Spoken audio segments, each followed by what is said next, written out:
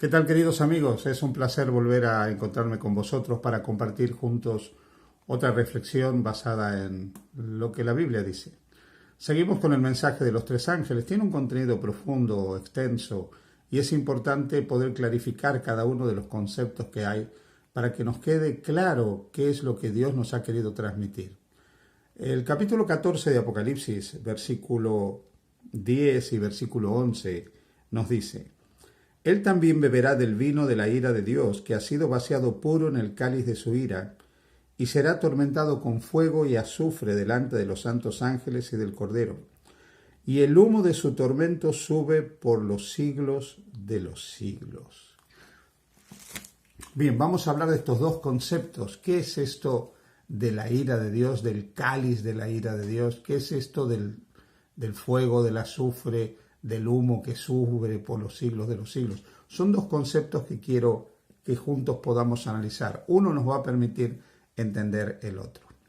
Cuando el libro de Apocalipsis habla del cáliz de la ira de Dios, se refiere al castigo de Dios. Apocalipsis menciona el cáliz de la ira de Dios y la ira de Dios como términos que tienen que ver con el castigo de Dios sobre el pecado.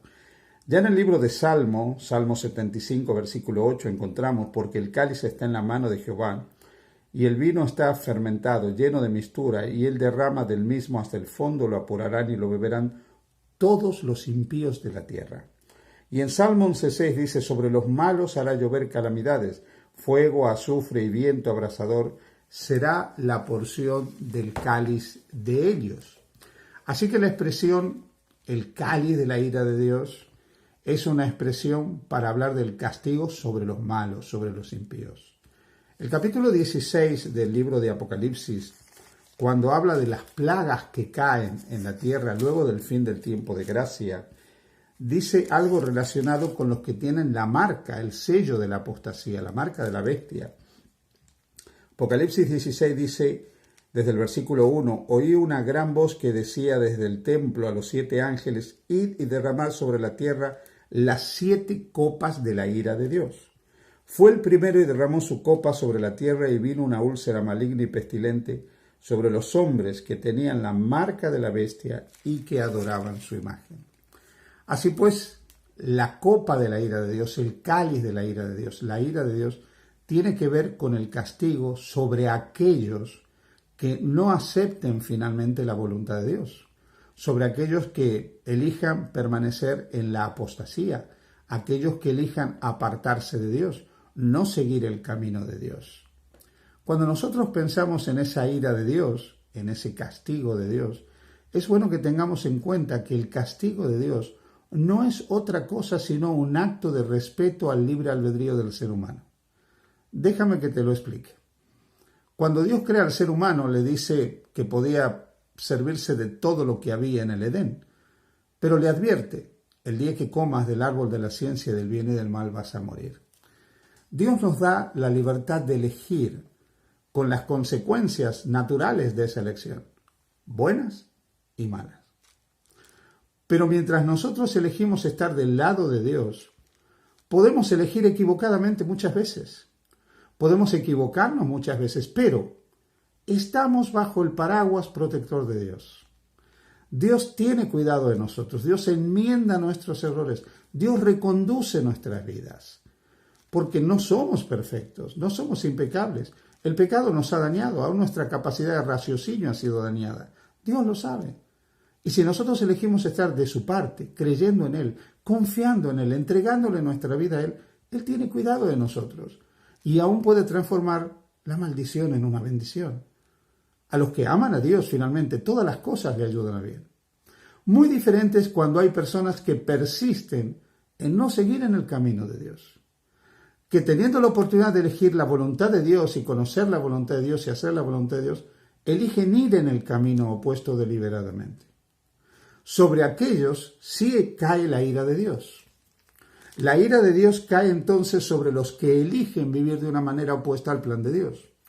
Cuando Pablo escribe la carta a los romanos, en el capítulo 1, versículo 18, habla de esa ira. Dice: porque la ira de Dios se revela desde el cielo contra toda impiedad e injusticia de los hombres que detienen con injusticia la verdad. Y dice Pablo que esa ira viene sobre aquellos que en vez de creer en el autor de la vida, el creador, hicieron dioses a su imagen y semejanza. Practicaron la idolatría de diferentes formas. En el pasado podríamos decir que la idolatría era muy vulgar, era muy vasta, ¿sí? Muy grosera, adorando ídolos. Pero hoy hay otra forma de idolatría, que es seguir adorando muchas cosas. Podemos adorar el dinero, el trabajo, el sexo, a personas. Podemos adorar muchas cosas. Cada vez que nosotros elegimos adorar a otro que no es el creador, estamos dando culto a la criatura y haciendo dioses a nuestra imagen y semejanza. En el mismo capítulo 1, versículo 21 en adelante dice, pues habiendo conocido a Dios no le glorificaron como a Dios, ni le dieron gracias, sino que se envanecieron en sus razonamientos y su necio corazón fue entenebrecido.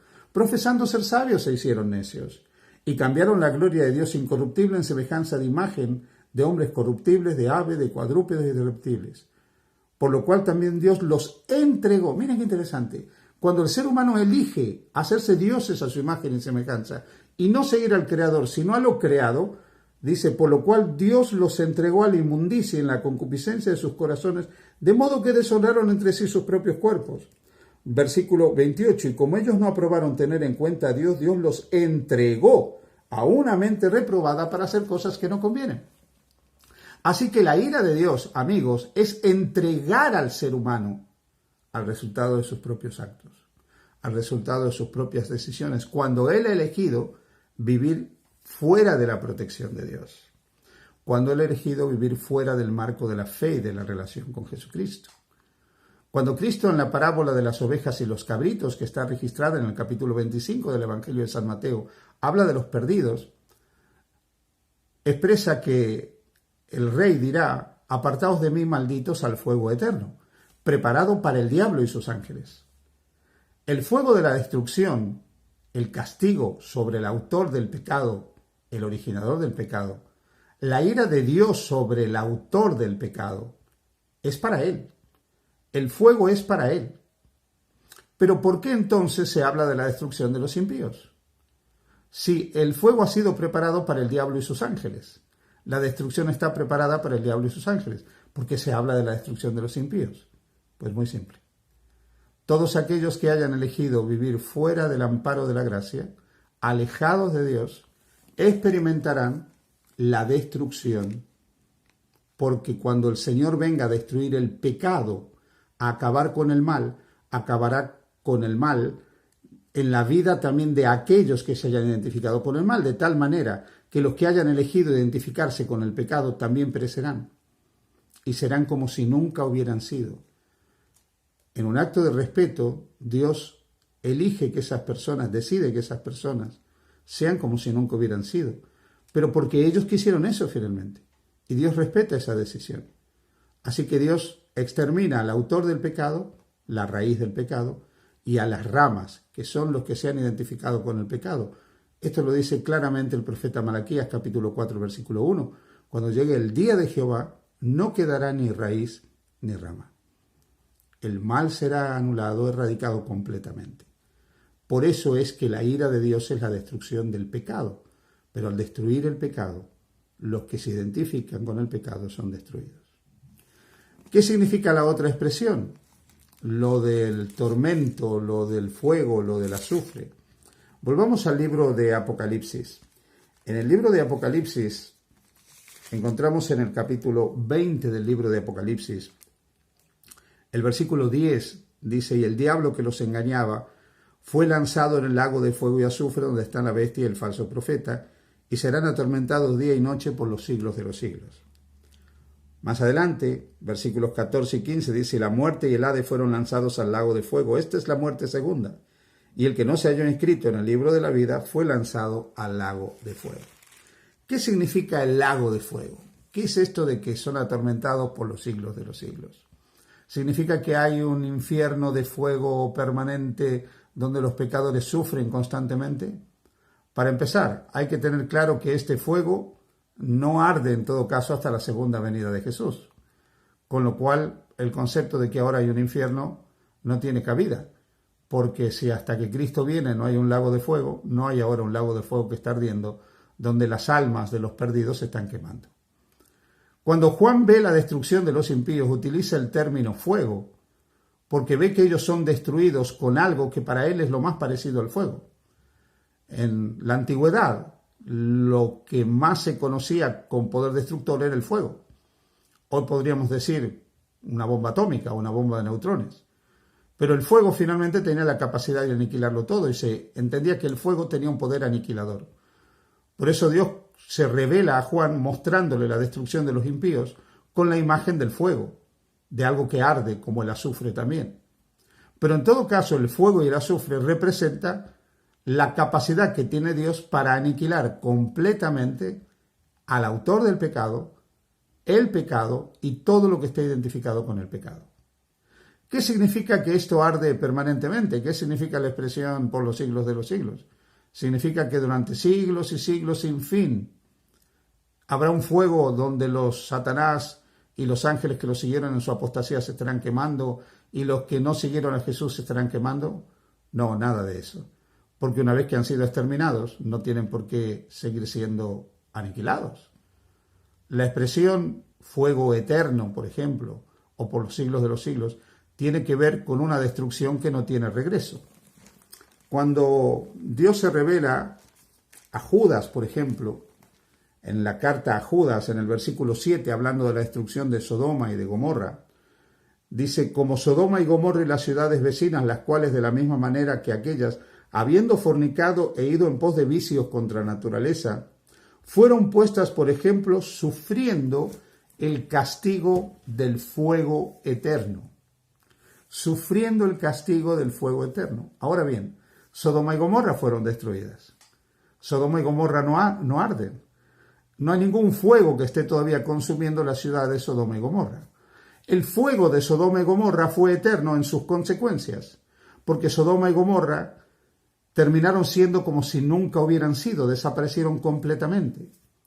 Así que cuando se habla de un fuego eterno, de un fuego que dura sin fin, es que es eterna la consecuencia de ese fuego, no el tiempo de ese fuego. La capacidad de Dios para aniquilar el mal, no sabemos cuánto dura, no sabemos cuánto tiempo necesita Dios para terminar el mal en ocasión de su segunda venida. ¿Cuánto necesita Él para exterminar al autor del mal, a los ángeles que siguieron en la apostasía a Lucifer y a los que se identificaron con el pecado? No sabemos. Lo que sí sabemos es que serán aniquilados completamente. Y no habrá memoria del pecado. El autor del pecado, del dolor y del sufrimiento desaparecerá. Los que lo siguieron en su apostasía desaparecerán y serán como si nunca hubieran sido. Te invito hoy a aceptar el amor de Dios, a ponerte al amparo de la gracia de Dios, para estar cubierto y protegido por la gracia de Dios constantemente a lo largo de tu vida, de tu existencia, y a creer en Jesús, porque Juan capítulo 3 nos dice desde el versículo 16 en adelante que Dios nos amó y envió a su Hijo para que todo el que en Él crea no se pierda, sino que tenga vida eterna. Se nos dice que el Hijo del Hombre no vino para condenar al mundo, sino para que el mundo sea salvo por medio de Él. Nos dice el Evangelio de Juan, en el capítulo 3, que el que cree en el Hijo no es condenado, porque ha creído en el nombre del unigénito Hijo de Dios. Cree en Jesús, porque ninguna condenación hay para los que están en Cristo Jesús. Que Dios te bendiga.